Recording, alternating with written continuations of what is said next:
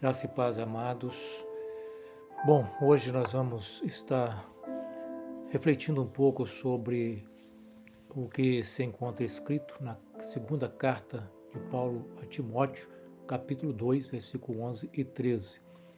Diz assim: essa é uma afirmação digna de confiança. Se morrermos com ele, também com ele viveremos. Se perseverarmos com ele, reinaremos. Se o negarmos, ele nos negará. Se formos infiéis, ele permanecerá fiel, pois não pode negar a si mesmo. Quem foi Timóteo? Timóteo foi um servo de Deus, filho de pai grego, mãe e avó judias. Desde cedo aprendeu o valor das Escrituras desde a sua infância. Converteu-se ao Evangelho e se tornou um evangelista. E quando recebeu essa carta, estava pastoreando a igreja em Éfeso. Essa carta foi escrita de Roma no ano 67 depois de Cristo. Foi a última carta escrita por Paulo. Paulo fez menção nessa carta aos vasos de honra e desonra. E aqui nós podemos começar já fazendo uma pergunta que cada um de nós devemos responder para nós mesmos. Que tipo de vaso nós temos sido na presença de Deus? Será que nós somos vasos de honra ou vasos de desonra? Todos os que pertencem ao Senhor devem se afastar do mal, buscando a justiça, a fidelidade, o amor e paz na companhia daqueles que invocam ao Senhor com um coração puro. Devemos lembrar que afastar-se do mal é um dever de todo o cristão. Uma vez liberto por Cristo Jesus da escravidão do pecado e envolvido na graça maravilhosa de Deus, que pôde nos resgatar, estando nós ainda mortos em delitos e pecados. Encontramos uma graça maravilhosa que alcançou a nossa vida e nos ofereceu perdão e redenção em Cristo Jesus. Paulo também, escrevendo aos Romanos, ele diz assim: onde abundou o pecado, superabundou a graça de Deus. E logo em seguida ele continua escrevendo: devemos então pecar mais para que a graça de Deus seja mais abundante? E a resposta, vem claro: não devemos, porque como nós vamos viver na prática do pecado se nós já fomos crucificados com Cristo uma vez que nós entregamos a nossa vida ao Senhor? Então o dever de todo o salvo em Cristo Jesus é buscar agora conduzir a sua vida em santidade para a glória de Deus, buscando a justiça, a fidelidade, o amor e a paz na companhia daqueles que invocam ao Senhor com o coração puro. Devemos lembrar que a Bíblia também nos ensina que as más companhias corrompem os bons costumes. Muitos cristãos acabaram se envolvendo em muitas situações complicadas e por causa das más companhias, do envolvimento contínuo com aqueles que não têm o temor de Deus no coração, e muitos afetados por essas influências negativas acabaram entrando por um caminho que não glorifica o nome do Senhor. Devemos evitar a contenda, devemos ser amável, devemos instruir com mansidão aos que resistem, a fim de que Deus os conceda arrependimento. Esse é o conselho de Paulo. É assim que Paulo orienta a Timóteo nessa carta. Nós devemos conduzir a nossa vida de forma a instruir com mansidão aqueles que resistem, a fim de que eles possam também alcançar arrependimento. Também Paulo, nessa mesma carta, fala dos perigos dos últimos dias e da necessidade que nós devemos ter de vigilância com relação aos perigos desses últimos dias. A busca pela novidade e nunca aprender a verdade se tornam presa dos falsos mestres. Aqueles que de fato estão sempre em busca de novidade, mas nunca aprendem a verdade, com certeza se tornarão presa de falsos mestres. E para que isso seja evitado, nós precisamos dar importância ao estudo da Palavra de Deus, importância à Bíblia Sagrada. O que ela representa para você, cristão? A Bíblia, para todo cristão, é a Palavra de Deus. É a Palavra de Deus. E será que temos tratado a Bíblia como de fato ela merece, a Palavra de Deus?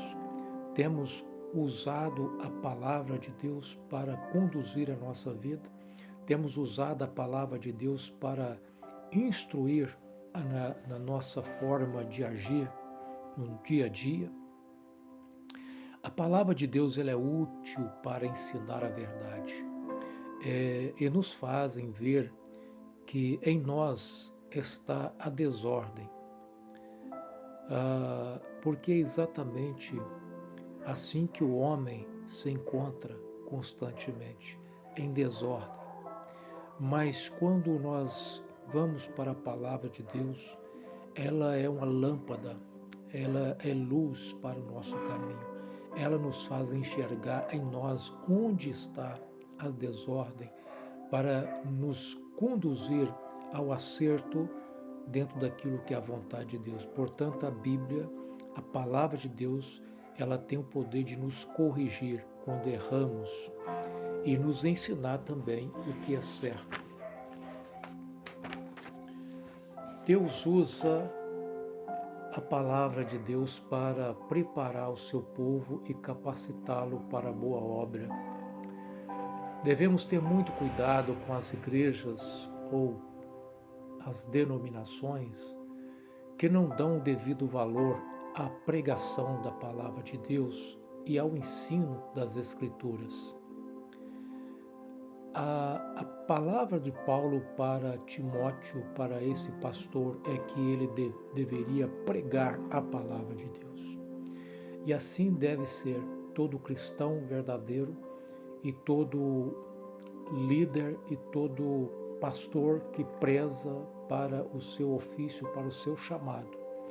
Deve ter uma preocupação, pregar a palavra do Senhor, corrigir, repreender, encorajar com paciência aqueles que estão precisando. O coração de muitos nos últimos dias vão se tornando cada vez mais endurecido. Essa é uma realidade bem presente nos nossos dias, mas também já profetizado pelos servos de Deus que escreveram as Escrituras. As aflições no ministério sempre fazem parte daqueles que são chamados para tão nobre missão. Paulo sofreu no seu ministério. Paulo reclama que Demas o abandonou, amando as coisas desta vida. Alexandre o prejudicou muito, se opondo ao seu ensino. Todavia, a confiança de Paulo estava no Senhor, naquele que é o seu mestre, o seu ajudador, o seu protetor. Sua confiança estava na justiça divina. E Paulo declara: Deus julgará, Ele é o justo juiz. Nós, às vezes, encontramos muitas oposições quando nós queremos caminhar de acordo com a sã doutrina, de acordo com a palavra de Deus. Vamos encontrar sempre alguém que se opõe e aqueles que às vezes nos abandonam porque nós estamos focados naquilo que de fato deve ser a preocupação de toda a Igreja de Cristo, o zelo pela palavra e pela verdade. Mas vivemos um mundo de um evangelho muitas das vezes frágil, um evangelho que se mistura, um evangelho que não preocupa com a santidade, um evangelho que está à procura de emoções, à procura de momentos de alegria e não de verdadeira felicidade, que desfrutam aquele que de fato fazem da palavra de Deus o seu motivo de prazer. O salmista, no Salmo 1, diz: bem-aventurado aquele que não anda segundo o conselho dos ímpios, nem se assenta na roda dos escarnecedores, antes tem o seu prazer na lei do Senhor, na palavra do Senhor. Assim deve ser aquele servo de Deus verdadeiramente convertido ao Senhor Jesus, que deve amar a palavra do Senhor, zelar pela verdade e procurar sempre pautar as suas decisões naquilo que as Sagradas Escrituras direcionam para a nossa vida. Mas muitos, nessa última hora, estão à procura de momentos de prazer e não de real comunhão e não de real ligação com aquele que é o Salvador das nossas vidas. Muitas são as denominações que já não ensinam mais as Escrituras. A busca pela experiência, pelo sobrenatural, pelas profecias, acabam levando muitas pessoas a conduzirem a sua vida pautada, muitas das vezes, numa falsa profecia, numa falsa revelação, em vez de pautar a sua vida naquilo que de fato nos traz segurança, a palavra de Deus. Salmo 119, versículo 105 diz: lâmpada para os meus pés é a tua palavra e luz para o meu caminho. Paulo, no capítulo 4, no versículo 8, ele escreve: agora o prêmio me espera. Ele já estava no final da sua carreira, já tinha combatido o bom combate e agora ele estava convicto daquilo que seria, que aguardava a sua vida, o final da sua vida. Agora ele vai dizer: o prêmio me espera, a coroa de justiça que o Senhor, o justo juiz, me dará no dia da sua volta. E o prêmio não será só para mim, mas para todos que com grande expectativa aguardam a sua vinda. Que coisa gloriosa Paulo registra, não somente a sua confiança e esperança, mas a esperança de todos que aguardam a vinda do Senhor Jesus. A recompensa, a coroa da justiça, o galardão será dado, conforme Paulo, no dia da volta do Senhor Jesus. Cristo Jesus, que um dia julgará os vivos e os mortos, quando vier para estabelecer o seu reino. Capítulo 4, versículo 1 dessa mesma carta. Então, o que Paulo está dizendo é que Cristo Jesus virá para julgar vivos e mortos. E quando isso vai acontecer? Quando ele vier para estabelecer o seu reino, o reino milenar. Apocalipse 11, nós vemos exatamente esse contexto profético relatado por Paulo e agora em Apocalipse relatado pelo apóstolo João. Apocalipse 11, nós encontramos a seguinte expressão: o sétimo anjo tocou a sua trombeta e fortes vozes gritam no céu: o reino do mundo se tornou de nosso Senhor e de seu Cristo, e ele reinará para todo sempre. Nós te agradecemos, ó Senhor Deus, o Todo-Poderoso, que és, que eras, pois agora assumiste o teu grande poder e começaste a reinar. As nações se enfureceram, mas agora chegou o tempo de tua ira e o tempo de julgar os mortos e de recompensar teus servos profetas, assim como o teu povo santo e todos que temem o teu nome, desde os pequenos até os grandes. Notem que o apóstolo João está dizendo que é exatamente na 7ª trombeta que o reino passa a ser completamente do Senhor e do seu Cristo, e é exatamente nesse momento que ele julga os mortos, que ele determina a ira sobre os ímpios e que ele recompensa os servos de Deus, os profetas, o povo santo. E veja bem que é exatamente isso que Paulo havia dito, que na vinda do Senhor Jesus, ele viria como juízo para julgar, mas também para dar a coroa da justiça, para recompensar os santos, os profetas, os que aguardam a sua vinda maravilhosa.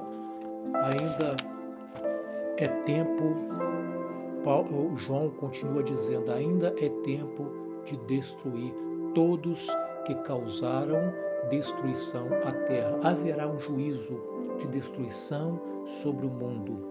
Hoje o momento é de misericórdia, hoje o momento é de graça, hoje o momento é de chamar o pecador ao arrependimento, para um conserto, para uma aliança de vida eterna que só se encontra em Cristo Jesus. Aquele que virá as costas, aquele que recusar essa oferta graciosa de Deus, estará optando, por certo, por aquilo que será a destruição e o juízo e a condenação que virá sobre o mundo. O mundo caminha para a destruição, essa é uma realidade, mas a igreja do Senhor aguarda novos céus e nova terra, onde reina a justiça. Por isso, irmãos, cantamos sempre, Maranata, ora vem, Senhor Jesus.